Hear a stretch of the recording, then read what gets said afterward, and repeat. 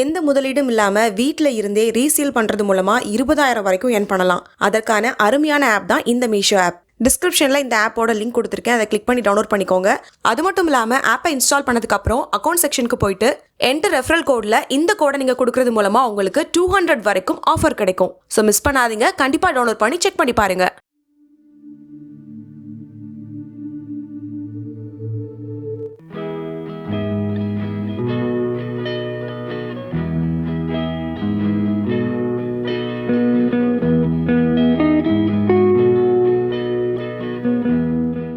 இதுவரைக்கும் நம்மளுடைய பல்லாண்டு வாழ்க்கை சேனலை சப்ஸ்கிரைப் பண்ணலனா மறக்காம சப்ஸ்கிரைப் பண்ணிக்கோங்க. அப்படியே பக்கத்துல இருக்க பெல் சிம்பலையும் மறக்காம பிரஸ் பண்ணிருங்க. அடுத்தடுத்த சூப்பரான டிப்ஸ் எல்லாம் உங்களுக்காகவே காத்துட்டு இருக்கு. Hey guys, welcome to diet recipes. இன்னைக்கு டயட் ரெசிபில ஓட்ஸ் ஸ்பைசி ரொட்டி எப்படி பண்றதுன்னு பார்க்க போறோம். ரொம்ப டேஸ்டா இருக்கும். ஏற்கனவே நம்ம சேனல்ல நார்மல் ஓட்ஸ் ரொட்டி எப்படி பண்றதுன்னு காமிச்சிருக்கோம். அதோட லிங்க் கீழே டிஸ்கிரிப்ஷன் பாக்ஸ்ல தரேன், வேணுங்கிறவங்க செக் பண்ணிக்கோங்க. இந்த ரொட்டி பார்த்தீங்கன்னா டயட் இருக்கிறவங்களுக்கு ரொம்பவே ஹெல்ப்ஃபுல்லாக இருக்கும். எப்படின்னா நம்ம சைட் டிஷ் எதுவும் தேவை கிடையாது. ரொம்ப சீக்கிரத்தில் இதை செஞ்சு முடிச்சிடலாம். சின்ன குழந்தைங்கள்லேருந்து பெரியவங்க வரைக்கும் இது ரொம்ப விரும்பி சாப்பிடுவாங்க. அந்த அளவுக்கு இது டேஸ்ட்டாக இருக்கும். டயபெட்டிஸ் இருக்கிறவங்க, ஒபிசிட்டியில் கஷ்டப்படுறவங்க எல்லாருமே இந்த உணவை தாராளமாக எடுத்துக்கலாம். 200 கிராம் அளவுக்கு ஓட்ஸ் எடுத்துட்டு அதை மிக்சி ஜாரில் போட்டு பவுடர் பண்ணி எடுத்துக்கலாம். எவ்வளோ கப் ஓட்ஸ் எடுக்கமோ அதே அளவுக்கு நம்ம தண்ணி சேர்த்துக்கணும். அதுக்கு கூடவோ குறையவோ சேர்த்திங்கன்னா மாவு கட்டியாக வராது. 1/4 டீஸ்பூன் அளவுக்கு உப்பு சேர்த்துக்கலாம். 1/2 டீஸ்பூன் அளவுக்கு மிளகாய் தூள் சேர்த்துக்கிறேன். உங்களுக்கு எவ்வளோ விருப்பமோ அவ்வளோ சேர்த்துக்கலாம்.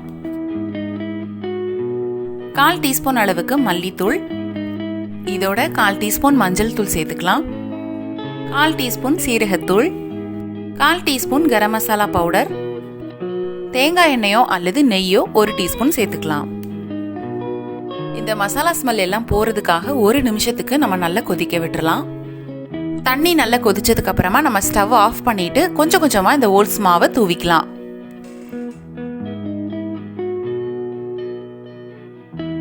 ஈவனா நல்லா விரவி எடுத்துக்கலாம். இது ஸ்பைசி ரொட்டி அப்படிங்கிறதுனால சைட் டிஷ் எதுவுமே தேவை கிடையாது. இது ரொம்ப டேஸ்டா இருக்கும். கண்டிப்பா நீங்க ட்ரை பண்ணி பாருங்க. சூடு கொஞ்சமா குறைஞ்சதுக்கு அப்புறமா கை வச்சு இந்த மாதிரி உருட்டி எடுத்துக்கோங்க. 5 அல்லது 10 நிமிஷத்துக்கு இதை ஊற விட்டுக்கலாம். பேன் நல்லா ஹீட் ஆனதுக்கு அப்புறமா நம்ம சப்பாத்திக்கு தேய்க்கிற மாதிரி தேய்ச்சி எடுத்துட்டு இதை போட்டுக்கலாம். இதை ஃபுல் அண்ட் ஃபுல் ஹை ஃப்ளேம்ல வச்சு தான் சுட்டு எடுக்கணும். ஓரளவுக்கு வெந்ததுக்கு அப்புறமா திருப்பி போட்டுக்கலாம். திரும்பவும் திருப்பி போட்டுட்டு ஒரு துளி மட்டும் எண்ணெய் ஊத்திட்டு இதை மேல அப்படி பரப்பி விட்டுறலாம். அப்பதான் அந்த ரொட்டி ட்ரை ஆகாம இருக்கும். திருப்பி போட்டுட்டு அந்த பக்கமும் நல்ல ஆயில் அப்ளை பண்ணிக்கலாம். நல்லா விரவிட்டு 10 நிமிஷத்துக்கு ஊற வச்சிட்டீங்க அப்படின்னா சப்பாத்தி மாதிரி நல்ல பிளஃபியா வரும். 2 பக்கமுமே நல்லா வெந்துருச்சு. அவ்வளவுதான், ஓட்ஸ் ஸ்பைசி ரொட்டி ரெடி. இந்த ஓட்ஸ் ரொட்டி பார்த்தீங்கன்னா சப்பாத்தியை விட பயங்கரமாக சாஃப்டாக இருக்கும். சாப்பிட்றதுக்கும் ரொம்ப டேஸ்ட்டாக இருக்கும். எந்த சைட் டிஷ்ஷுமே இதுக்கு தேவையில்லை. வேலைக்கு போகிறவங்க டயட் இருந்தீங்க அப்படின்னா கண்டிப்பாக இந்த ஓட்ஸ் ரொட்டி உங்களுக்கு ஹெல்ப்ஃபுல்லாக இருக்கும். கண்டிப்பாக நீங்களும் இதை ட்ரை பண்ணி பார்த்துட்டு எப்படி இருக்குன்னு எங்களுக்கு கமெண்ட் பாக்ஸில் கமெண்ட் பண்ணுங்கள். நிறைய டயட் ரெசிபிஸ் உங்களுக்காக காத்துட்ருக்கு. அதெல்லாம் வேணும் அப்படின்னா நம்மளோட சேனலை மறக்காமல் சப்ஸ்கிரைப் பண்ணிக்கோங்க. பக்கத்தில் இருக்கிற பெல் பட்டனை கிளிக் பண்ணிங்கன்னா எல்லா வீடியோஸும் உங்களுக்கு நோட்டிஃபிகேஷன் காமிக்கும்.